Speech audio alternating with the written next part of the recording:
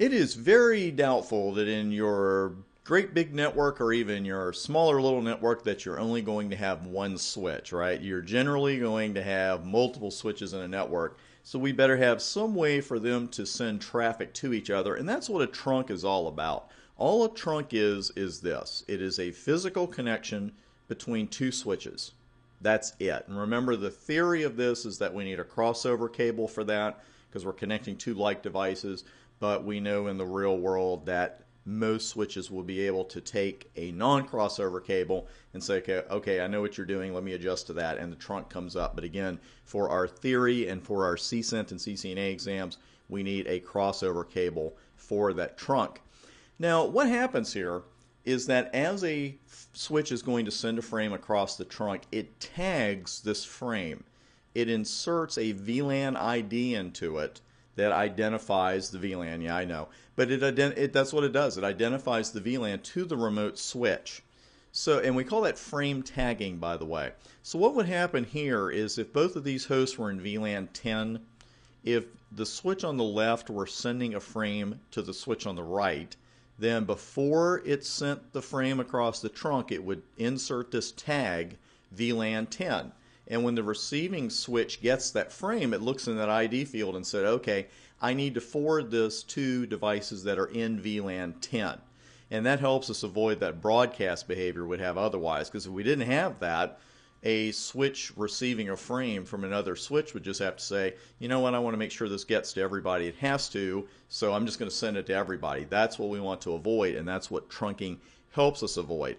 Because again, it allows VLAN traffic to flow from one switch to the next, but at the same time it prevents frames from being sent to hosts that don't need them or don't want them. Now, the trunking, again, it consists of two trunking ports and a crossover cable. Of course, our PCs are connected access ports with a straight through cable. Now, there are two major protocols used to create trunks between Cisco switches. So we know any situation like that, that's very fertile ground for an exam question, or several exam questions. The interesting thing is, one of these, I wouldn't say it's phased out yet, certainly, but it's actually going out to the point where newer Cisco switches don't even run it. And the odd thing is, that's the Cisco proprietary trunking protocol that a lot of Cisco switches won't run. The 2950s that we've seen here in my videos and the 2960s that we've seen, neither one of them use ISL. They won't run it. And that really threw me when I first got my home lab a long while back, or I bought these 2950 switches when they were new actually and started creating training videos. And I remember getting to that and I'm like, why won't this run ISL? It turns out Cisco is doing that on purpose. You're about to see why, and just as you need to be clear on the TCP UDP differences and similarities, I would be just as clear on the differences and similarities between ISL and .1Q. Cisco proprietary, if it's the first time you've heard this term, all that means is you can only run it on Cisco devices. And that's one problem with the InterSwitch protocol, ISL. Another problem is that the entire frame is encapsulated before it's transmitted across the trunk. And the reason that's bad is because of what its counterpart, IEEE 802.1q, thankfully generally referred to as .1q, that's the industry standard trunking protocol. And you'll hear these terms occasionally, Cisco proprietary versus industry standard. It just means Cisco proprietary can only run on Cisco devices. Industry standard can run on anybody's. If a non-Cisco switch is involved in the trunk, of course, that is the trunking protocol you would need to use. One big benefit of .1Q is that it does not encapsulate the entire frame. Instead, it just adds a 4-byte header to the Ethernet header, which indicates the VLAN to which the frame is intended. So that's the tag right there. So what's the one word we learned about this in TCP versus UDP? Remember, we're talking about those and we're showing all these great benefits of TCP, but what's the big reason that UDP is often preferred over TCP? Because it has less overhead, right? Overhead's a big word there. Well, overhead is a huge word here, because with ISL, again, you're encapsulating every frame. So you're putting a header and a trailer on it, and .1Q, the overhead is much less. There's another concept here, very important one, that I want to go over with you. It's called the native VLAN, and this is another big difference between the two. By default, the native VLAN is VLAN 1. And all the native VLAN is, I've seen some really convoluted explanations of this over the years. It's just the default VLAN. And when .1Q is ready to transmit a frame destined for the native VLAN over the trunk, the protocol doesn't even put that little 4-byte header in. It just sends the frame. So this cuts down even more on overhead, because then when a switch gets an untagged frame from another switch on a trunk and you're running .1Q, the switch says, okay, there is no VLAN ID in here, therefore it's intended for the native VLAN. Nothing to it. Now, again, you can change that, the native VLAN that is, with .1Q. You might want to do that, say, when 60% or even less, really, of your hosts are in one VLAN, and it doesn't happen to be VLAN 1. Let's say that these switches are heavily used by the accounting department. You got a lot of accounting users, and way back when somebody made the accounting VLAN, VLAN 20. Well, if a good percentage of your traffic is in VLAN 20 on these switches, I would make VLAN 20 the native VLAN, because that cuts down even further on your overhead when you're running .1Q. Because here's another bummer about ISL. ISL doesn't even know what a native VLAN is. So we can't even cut back on the ISL overhead with the native VLAN concept, because again, ISL doesn't even know what it is. So that means that every single frame you send across an ISL trunk is going to be encapsulated. That is a lot of overhead. That's a lot of it. So let's go over those details real quickly, and then we're going to just talk about it for a few more minutes, and then we'll see some of these trunking one of these trunking protocols in action on our switch.